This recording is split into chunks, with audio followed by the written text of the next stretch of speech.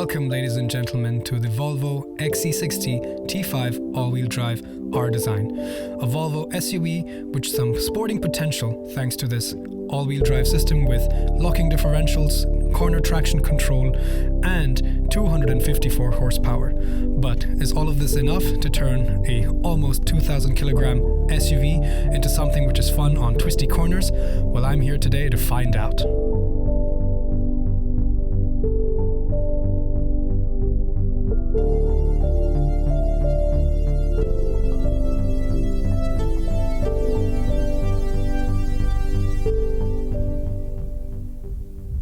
The XC60 R-Design differentiates itself from the other trim levels with a much more sporty outlook in its exterior design. First of all, the grille on the R-Design has a black textured design to it with these rectangular shapes throughout the expansive grille. The grille itself is flanked by a shiny chrome frame with the large Volvo badge in the middle. Down here you can also see the camera for the 360-degree camera that this car has. Further down, you will notice that the R-Design bumper is a lot more angular, a lot more sharp, and has a lot more athletic appeal towards it. Towards the side, there is a design element to look like an intake, and down here we have fog lamps. Of course, the signature Thor's hammer daytime running LED lights, which double as the indicator, is here. This car also has the optional full LED system.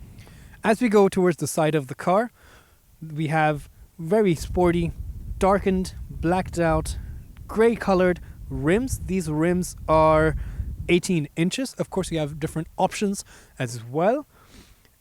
The wheel arches are rounded, they're not squared off, and neither are they flanked with any kind of plastic cladding. So this also makes the car seem a lot more smoother and a lot more agile and more crossover than an SUV. The XC60 is about 4.68 meters long and it's about 1.9 meters wide, and it weighs a very hefty 1,900 kilograms. In fact, with the liquids and a couple people sitting, it's going to be easily 2,000 kilograms. Further down the side, the R-Design also gets a shiny rear view mirror cap. In this case, it's very bright gray. The window is flanked by a frame of chrome, as well as these chrome roof rails on the top. Finally, towards the back, we have the very trademark traditional Volvo hatch design, which slopes inwards and then has a crescent shape as it tapers back towards the front. The back of the XC60 is very familiar, very typical Volvo design with the long vertical tail lamps and this shoulder haunch around here, which is accentuated by the curvature of the lamps as well.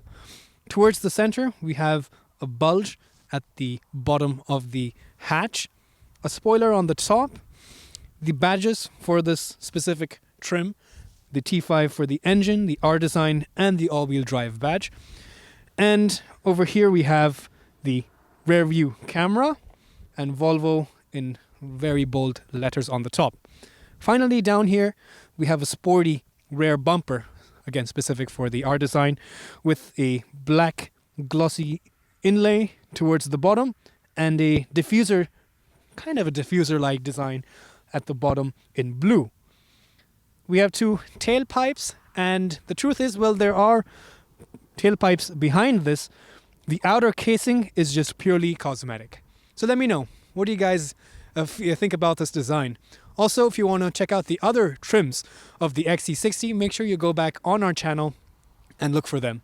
They should be down in the comments as well for the link, or you might see them on this side. Otherwise, you can go back and search for them as well. The XC60 has a 505-liter boot space, which, if it's locked in this case, and suppose you're carrying your groceries to the car and the car is locked, all you need to do is have your key in your pocket and swing your foot under the bumper and it should open. It worked about 50% of the time. Let me see, is it working again? No. Oh, there it is. There we go. Just when you think it's not doing it, it does it. You obviously have the button to close the the hatch automatically and a button to close the hatch and lock the entire car. So that's pretty useful. You can just hit this as you're walking away. You don't have to worry about locking the car again. So 505 liters, this is what it looks like. You have a flexible parcel tray on the top. You can move this either upwards like so if you want to liberate more height, or you can remove this altogether as such, and of course use these tabs to remove this entire beam and take it out. You guys know that, I don't need to show you. Important points would be over here. These are electronic controls for the rear seats. If you push this headrests fold and the seats tumble like that. And it's motorized, so it does fall flat on its own. I have some stuff on the rear seat, that's why it's not falling completely flat. Don't worry about it. Of course, you can see the ski hatch that I was talking about. And the other two over here would be to raise and lower the car. Now, thanks to this having air suspension, the air suspension, apart from stiffening and softening the suspension, can also differentiate the ride height. For example, in the off-road mode, the ride height increases, and in the high-performance dynamic mode, the ride height decreases and the car hunkers down. And let's see, up we go.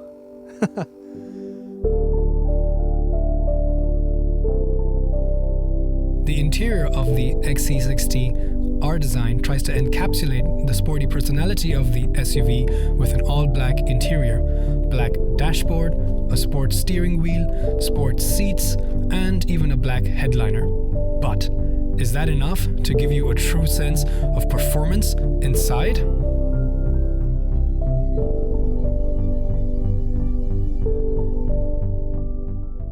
Here we have the key.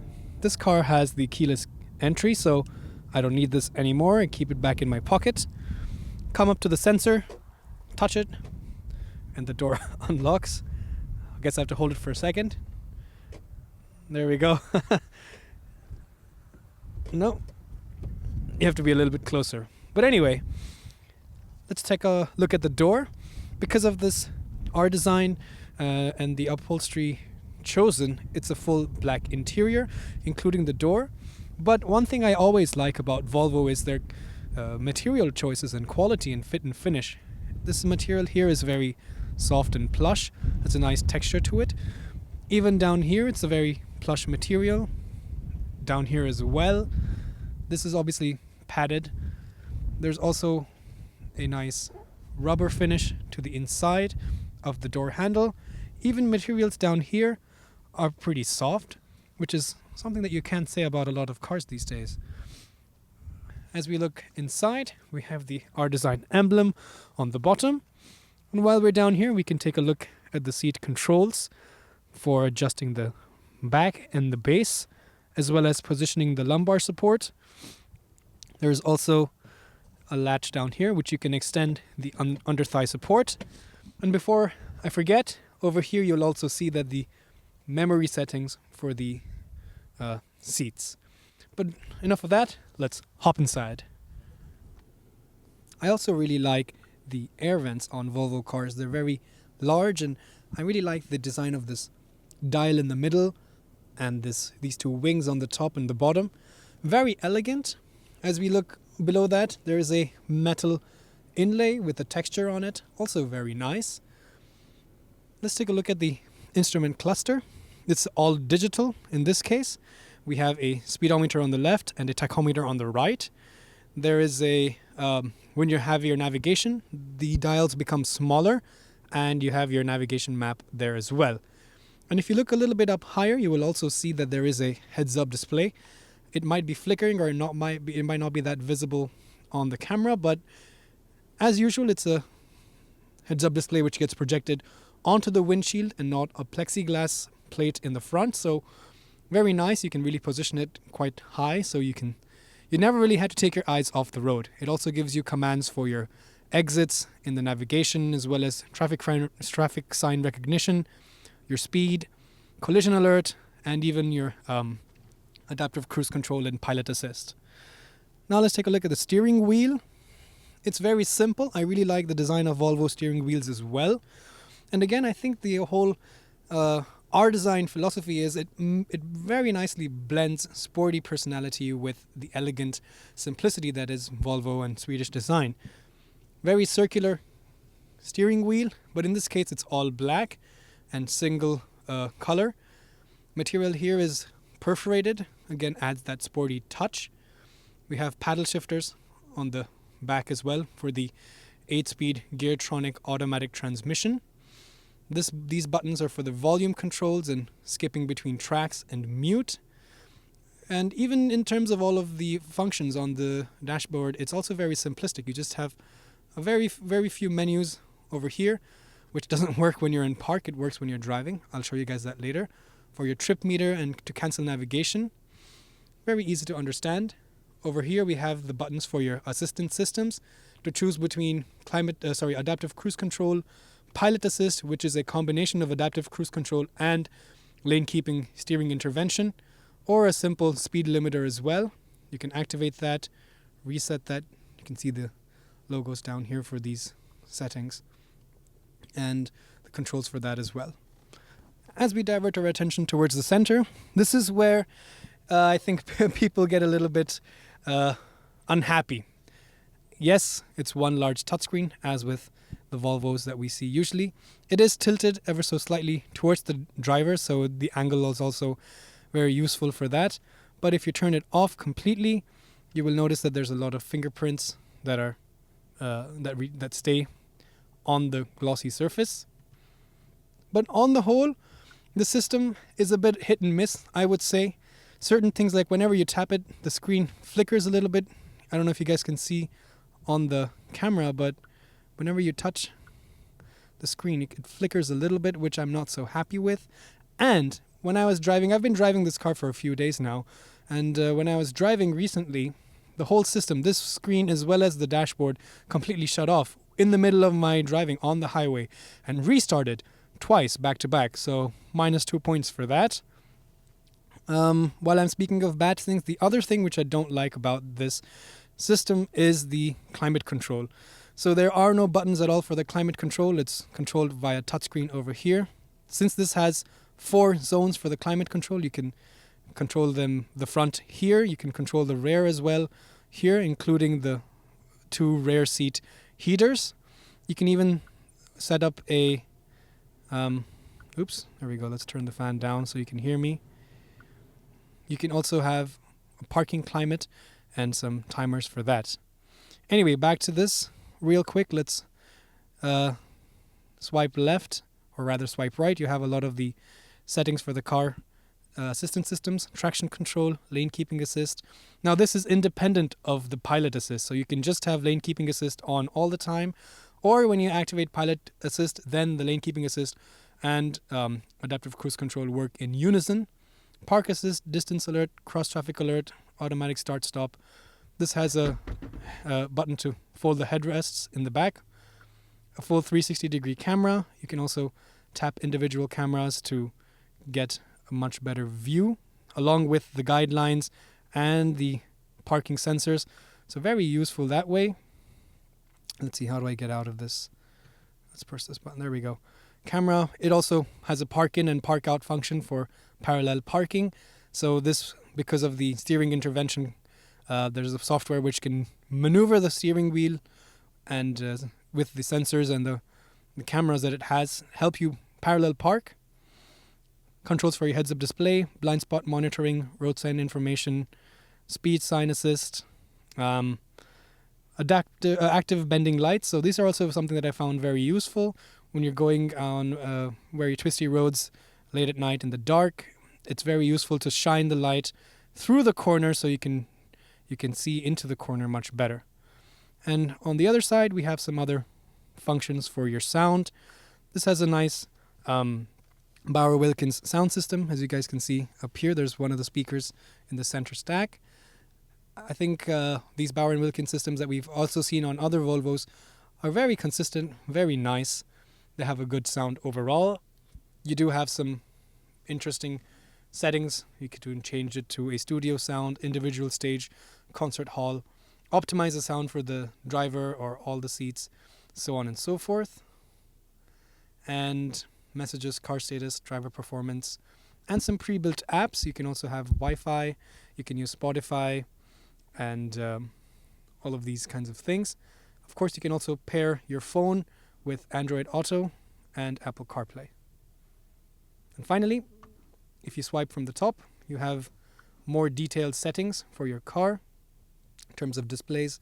One thing that I really like the interior of the Volvos, and like I said, the fit and finish and the design and the materials, at least. But the one thing that I'm not so happy with is the interior mood lighting. And because they don't have the LED strips that we usually see on the door panels, there's just a couple LEDs on the top roof, and they just kind of shine light throughout the cabin rather than these defined lines on the door. But I guess it's just a matter of personal preference. So of course, a lot of these different functions, there's no need to go into that in detail.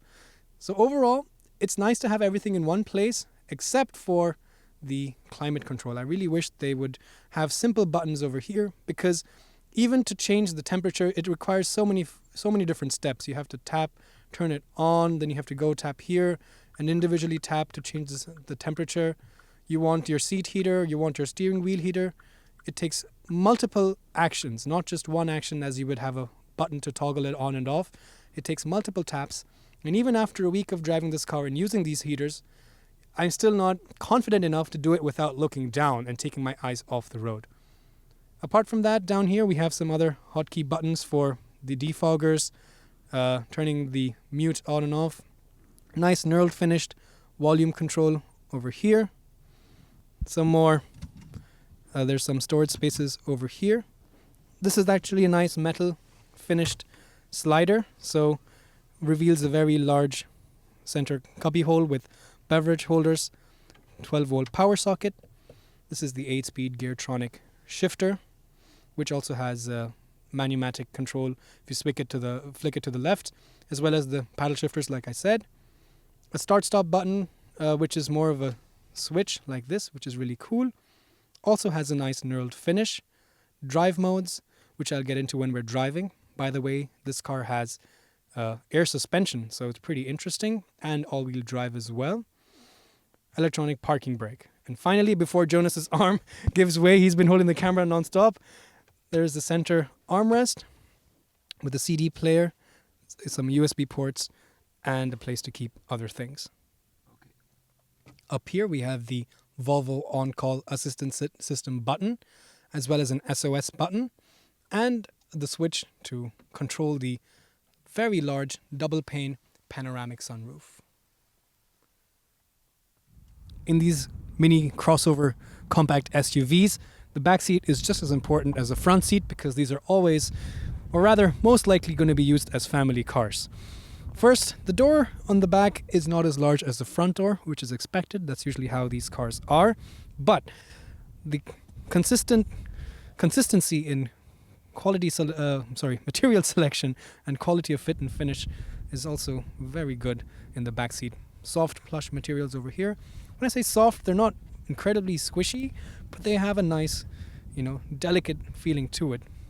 Some padded materials on the armrest as well. And even down here, these are also very soft materials. So there's nothing hard and tacky anywhere on any of the doors in the XC60.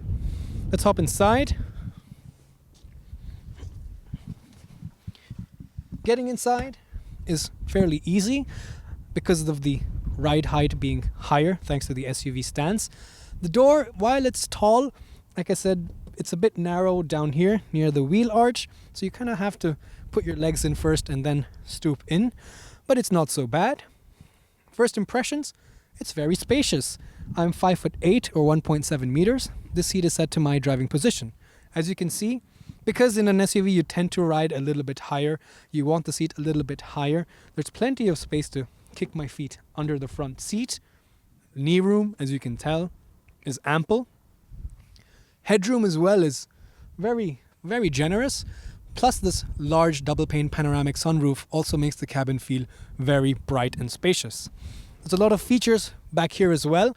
Unfortunately, a lot of options. We have air vents on the B pillar, as well as air vents here on the center console near the transmission tunnel. This has 4-zone climate control, so there's a zone for the left and the right passenger with these touch-sensitive capacitive controls and seat heaters as well. There's also the optional 230-volt regular European power socket, as well as a 12-volt DC power socket down here, a slider to cover that up, seat back pouches on both seats, isofix points down here, and these are also nice. They don't these covers don't just detach and fall around. I don't like those, because then what do you do with it? This just swings upwards. And finally, you have a center armrest, this nice loop or a hoop that you can use to pull it down, cup holders in the front, a tray over here, and some more hidden storage inside. Let's pop open the hood. There we go. We have pneumatic struts, so the hood goes up automatically. There's some insulation on the top as well. This engine is the 2-liter inline 4-cylinder single turbocharger with wastegate petrol engine, which makes 254 horsepower and 350 newton meters of torque. It's mounted transversely. Wow, the wind is pretty strong. It just knocked the hood back.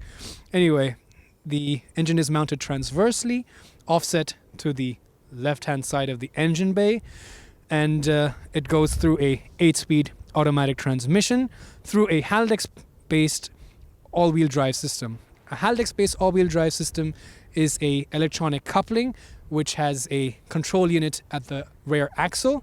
This control unit senses any slippage on the wheels, or depending on the software program, like suppose in the off-road mode, then the coupling engages the multi-plate clutch, and then the power is also transmitted to the rear wheels, thus becoming all-wheel drive, on demand, and only a 50-50 torque distribution. We have seen that the exterior has the sporty touches to it, but still retains the elegant Volvo design philosophy. Similarly, on the interior, we see that it does have these touches to make it feel more sporty, but all in all, it's still much more elegant and more comfortable. But how does this translate to the driving experience out on the road?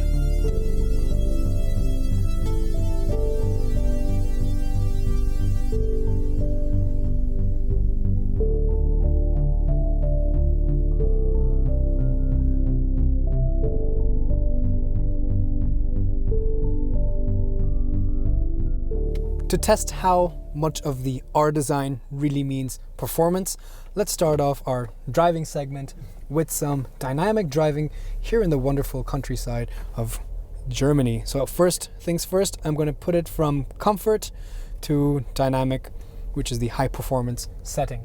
Now the car hunkers down, the ride height decreases. The air suspension also makes the suspension a lot more stiff. It's a lot more rigid.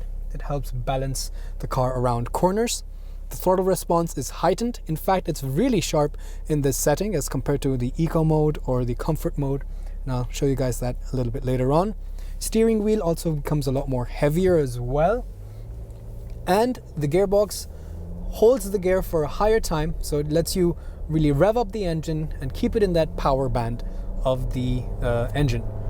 If you want to take more control, you can put the lever to the left and then either go up and down the gears using the lever itself, or you can also use the paddle shifters. For now, let's keep it in drive and let it manage that on its own, and let's see how well it goes. So there's a lot of traction. First of all, it picks up really well because of this all-wheel drive system. And remember that corner traction control CTC system that they have is basically an electronic locking differential, which helps aid in cornering ability, especially on roads like this, which are very narrow, very beautiful, but at the same time very slippery thanks to the snow that we've been having and the storms that we've been having in Germany. Right now the ride is a little bit firmer. You can see that I'm bouncing around a little bit, but that's expected when it's in a stiffer suspension mode. The roads here are not the best surfaced, so that also gives you an idea of how much it's getting tossed around. But the steering wheel gives me a lot of confidence. It's fairly heavy and it feels sharp enough. Of course, the steering rack doesn't change. It's not a progressive rack, or rather it's not a steering by wire system, which means that it's not changing the ratio, the steering rack ratio. It's a set ratio, but on the whole, it's not that bad. I mean, considering that this is a Volvo XC60 SUV, it's a pretty decent steering rack. Brake pedal feel is, I would say, all right. It is average. It's not incredible. Now I'm pressing it. I'm not really sure how much I should push it. Let's check around this corner. Well, body roll is well controlled. This car does weigh almost, near as makes no difference, 2,000 kilograms. And it does hold its weight pretty well thanks to this air suspension. Really narrow roads. I can't really go too quickly, unfortunately. Let's see how well it handles this really tight corner. It doesn't feel too bad. I don't hear any understeer. Of course, I'm being very safe right now, so it seems to be doing it pretty well. Good things aside, let's start talking about some of the things that I don't really like. First, it's the engine. I think the 2-liter turbocharged inline 4-cylinder engine, while it's swift, it's not really that silent. While it's strong, it's not really that smooth. And while it's complicated with its turbocharger and its wastegate and the different driving modes, it's not really sophisticated. It's complicated, but not really sophisticated. It feels very rough around the edges. I can even sometimes feel the vibrations of the steering wheel, of the engine on the steering wheel. And it doesn't sound nice. Not really, not at all. It sounds really, really rough. It kind of has an almost clattery diesel kind of sound to it. And Volvo engines, I've said this earlier when I drove the V90 cross country as well, I wasn't too happy with the engine. I think it's good, but it's not that good. It's not great. I'm going to give it a, let's say, 6 on 10, shall we, if I'm going to rate it in terms of that. And the other downside of this kind of an engine is that it doesn't give good mileage. Now, I've been driving this car for a couple days now, or rather maybe about 5 days, and the best I've seen is around 10. The claimed efficiency in a combined cycle of urban and rural driving, the claimed efficiency is about 7.4. Let's take it as 8. That's a realistic number. But even with that in mind, I'm still, right now it's saying 10.5 liters for 100 kilometers. So it's not that great, to be honest. All right, we're coming out of this little village, so let's push it a little bit again. Let's put it in the manual mode, and let's use the paddle shifters. Let's analyze the gearbox. While we're doing that, while I get around this corner, I can tell you a little bit about the seats. These are sport seats that we get on this R-Design. They're holding me in place really well. The side bolstering is good enough for me. Oops, I turned on the radio accidentally. The side bolstering is good enough to keep me in place. There we go. Shifts are really smooth. It's very seamless. It shifts really instantly. Downshifts are also really good. You don't feel an abrupt head nod if you're shifting down. It also gives you a little bit of an arrow, for example. It gives you suggestions to shift up or shift down if it thinks you should change gear. So you can have some fun with this car. You can throw it into this corner like so. It holds its line pretty well. The all-wheel drive system stepping in when it needs to. It's a Haldex-based all-wheel drive system, like I mentioned earlier, so it's not full-time in the sense that it's always engaged as a all-wheel drive system. Now we're at the crossroads. Should I go left? Should I go right? I think I'm going to go left. I'm going to head north. Let's see. There we go. But it is really abrupt. The throttle response in dynamic mode, it's really sharp, quite unnecessarily sharp, I would say.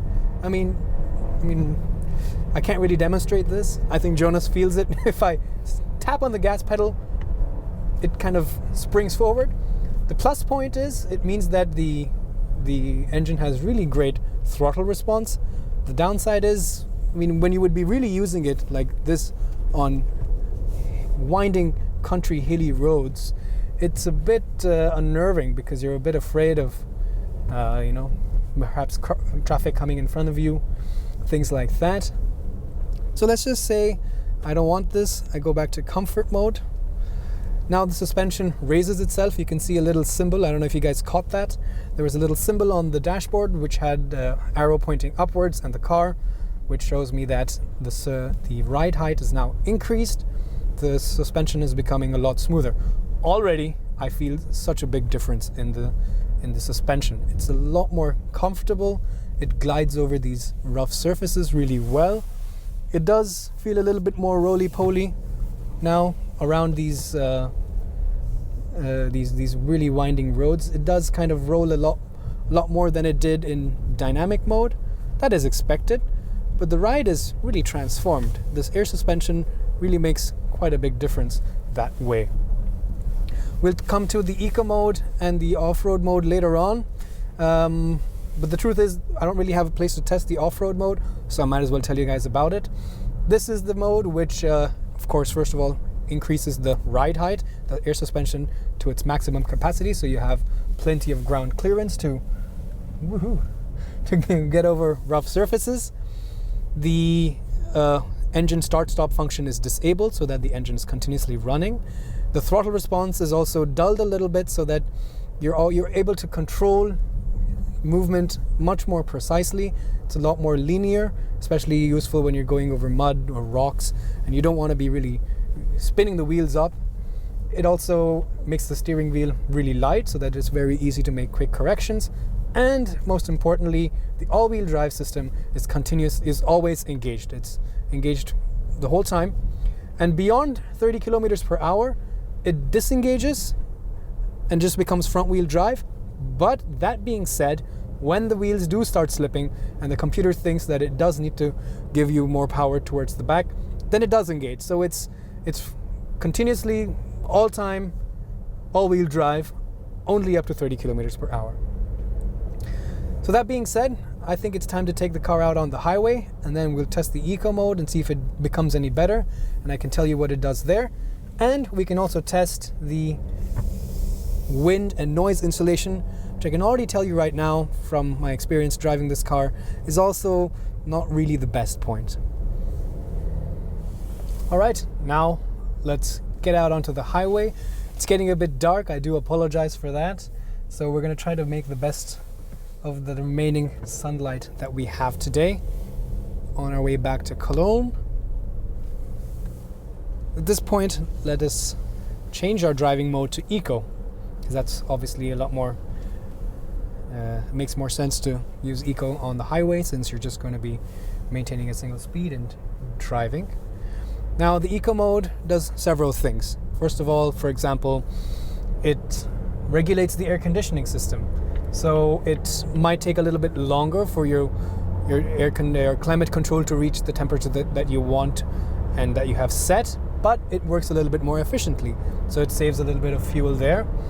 The throttle response is very much dulled.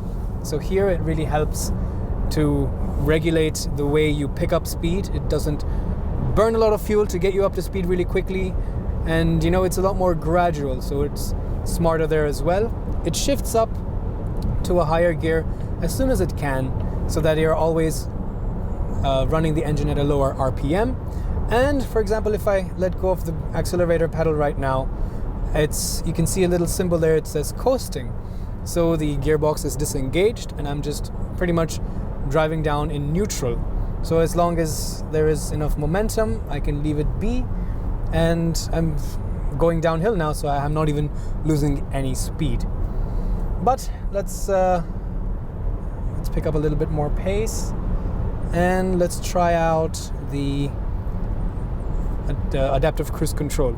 Now this car gets 3 options. You have a speed limiter, which works like any other regular speed limiter would. You have the adaptive cruise control. So here, this is again like any other adaptive cruise control. It's a very intelligent software, which first of all determines the speed that you have set. Suppose I set it to 130 kilometers per hour right now. It'll maintain the speed, but if I pull up if there's a car in front of me which is going at a slower speed, it automatically reduces my speed as well. And I can set the distance I wanted to maintain with the cars in front with this button over here. Again, this also is determined by the driving mode that you're in. If you're in dynamic, the car picks up speed, brakes, it basically changes its speed much more abruptly, much more quickly. Whereas in eco mode, it does this very gradually and in the most economical way. So right now I'm coming up to a truck which is considerably slower than I am. Of course, I'm not using the brake, but the car is braking on its own. If I change lanes, it picks up speed automatically and it brings me back up to the speed I have set. The other option I have is pilot assist. Now this has the optional pilot assist package. So this is a steering intervention system. So let me go back to, now I'm changing lanes, so it doesn't activate, but now that I'm in the right lane, it is active. In a very safe way, let me demonstrate. Now we're on a very gentle right-hand turn. Since I'm not crashing into the divider right there, this is a demonstration of how this steering system, you can see that it's turning ever so slightly, maintains the lane by itself. This, in conjunction with the adaptive cruise control, is a very useful driver assistance system. Pretty much the most autonomous, quote-unquote, system that you can get right now. But that's the point. This is a very common system. You can get this even in cars as small and budget as the Seat Ibiza if you want. So there's nothing proprietary about this system that Volvo has. You should know this by now. I'm sure you guys do. But the thing that I do like about it is that you can have the regular lane keeping assist deactivated all the time, which I never like the lane keeping assist system. It feels too much, it's too much of an intervention for my taste. But this pilot assist, it's just a one button activation for both adaptive cruise control and the steering intervention. However, I've been driving this car for a week, like I said, and I have noticed that it's a bit hit and miss. Now, when there's contraflow, where there's construction and work being done on the side of on the road, and there are the yellow contraflow lanes instead, it kind of gets a bit confused between the white ones and the yellow ones. And it's been raining here. There's a big storm, if you guys don't know, in Germany right now, at least in the central part.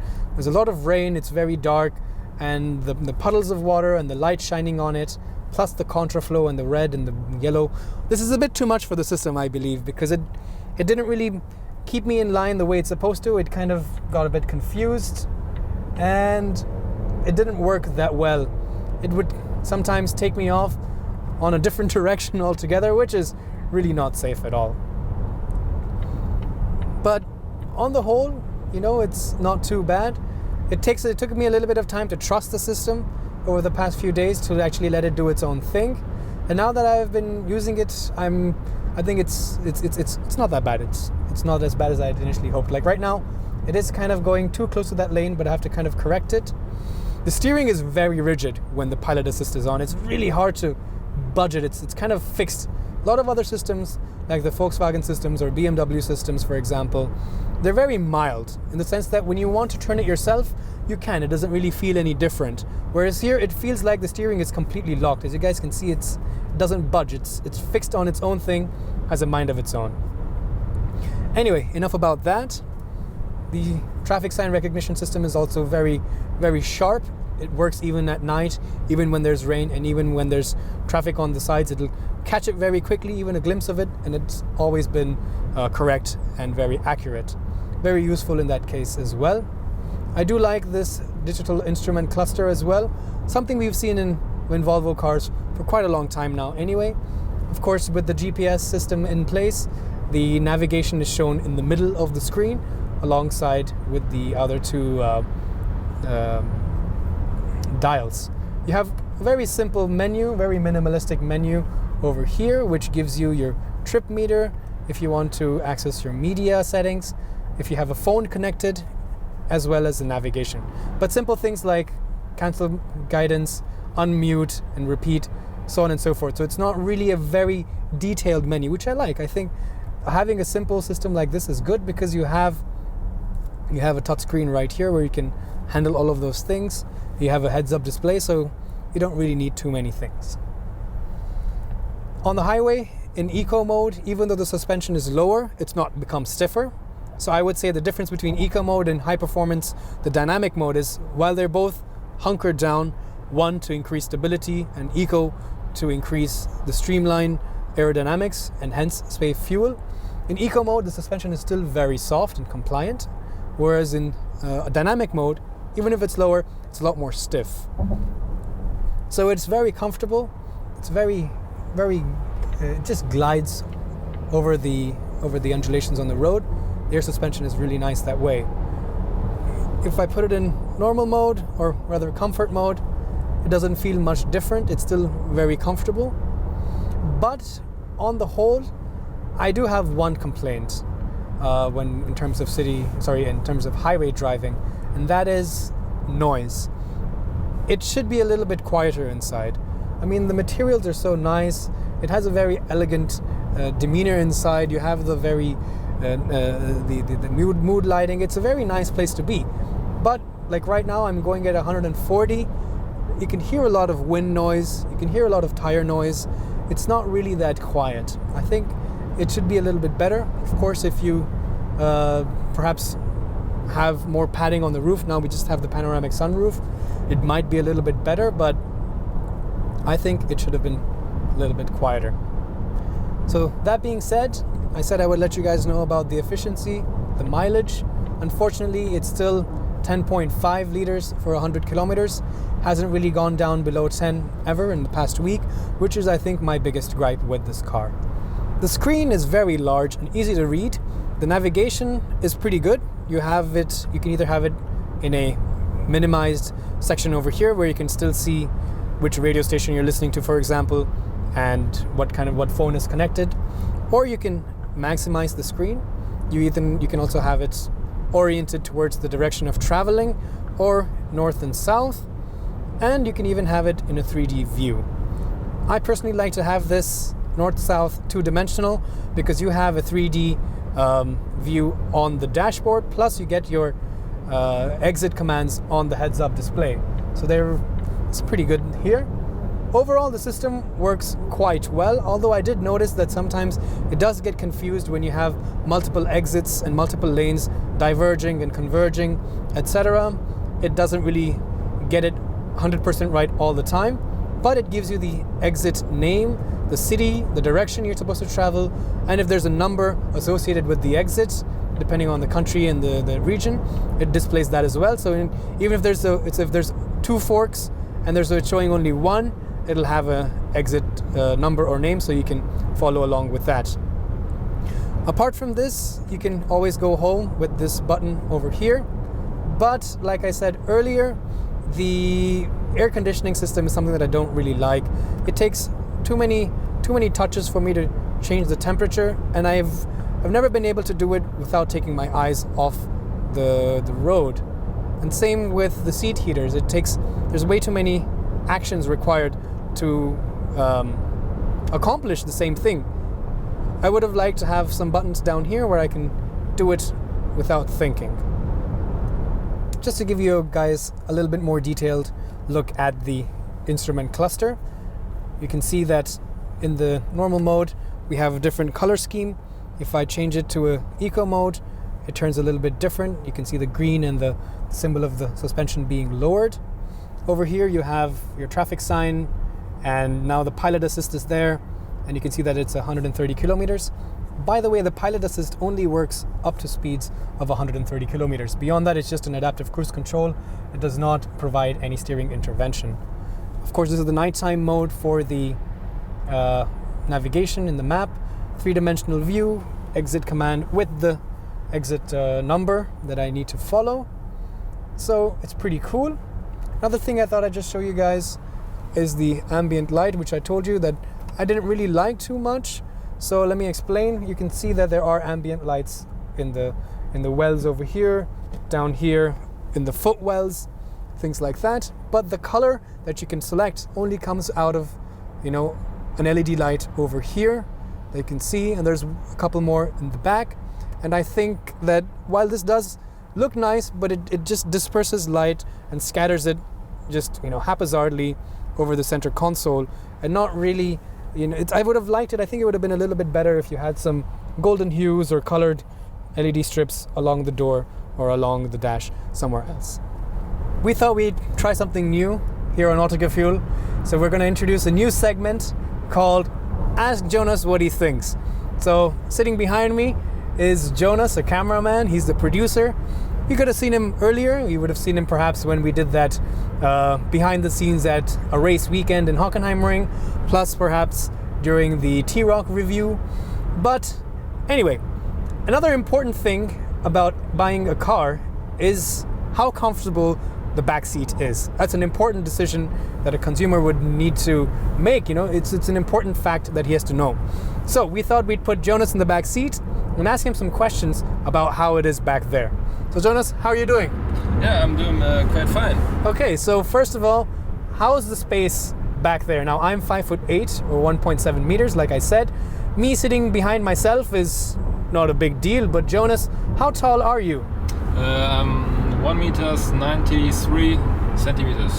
Okay. I don't know how many inches that is. It's all right, but he's a tall guy. He's taller than me. I'm quite tall. So how much space do you have back there for your knees, for your legs? Actually, for my knees, I got like 2 centimeters left in front to your seat. Okay, so it's quite comfortable. It's quite comfortable. Now this car also has the optional 4-zone climate control. So not only do the front 2 passengers have their own climate zone, the rear 2 passengers also have their own climate zone and their own heated seats. So Jonas, there's also vents on the B-pillar and vents down on the console. Yeah. Does it seem to be doing a good job? Does it seem to be keeping you warm back there? Because it's a very cold day today. I actually see I can lock this fan, so maybe if you're a child. Right, it's lockable. No, yeah, but I can also unlock it. You can also unlock it, okay. Unlock it and then... Yeah, now I can also control it from the touchscreen up here as well. So if you have children, I can also turn on your seat heater if I want to. Yeah, so also got a seat heater in the back.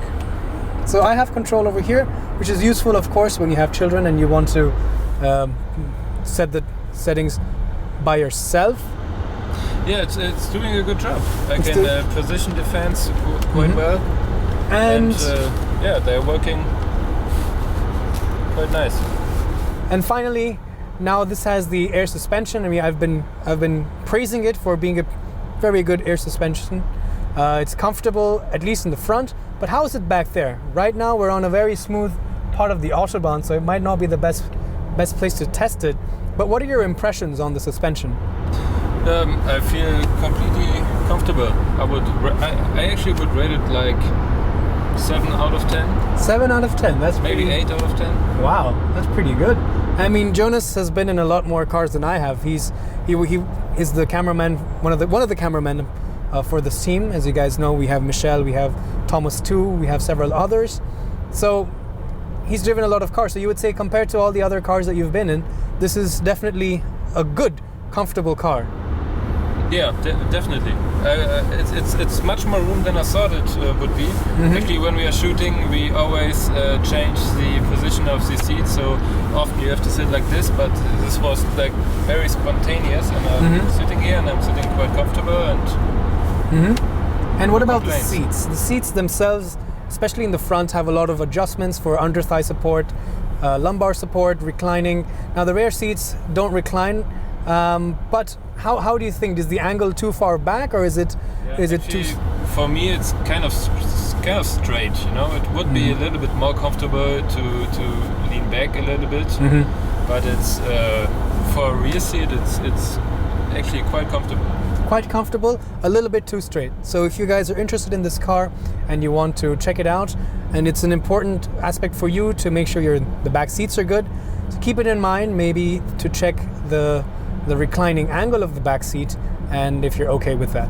Well, Jonas, thanks a lot. Hope you guys like this new segment. If you do, let me know in the comments below.